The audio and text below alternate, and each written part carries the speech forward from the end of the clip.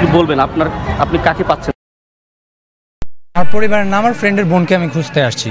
তাকে গতকাল রাত থেকে খোঁজা হচ্ছে, পুরো উত্তরা খুঁজলাম, পাইলাম না। তো এখন ডিএমসি আর বার্ন ইউনিটে খোঁজা হচ্ছে, অলরেডি খুঁজছে, এই দুইটার মধ্যেও খোঁজা হয়েছে, বাট এখানেও আসলে কোনো লিস্টে আমরা তাকে পাইনি।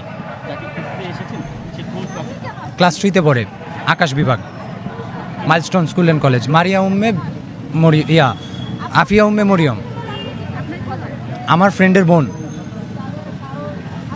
জি ধন্যবাদ।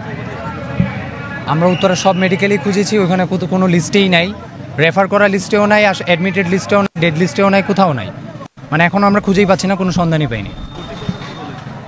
কর্তৃপক্ষ এখন এই বিষয়ে কোনো কিছু জানায় নাই, ওনারা নিজেরাও খুঁজতেছে।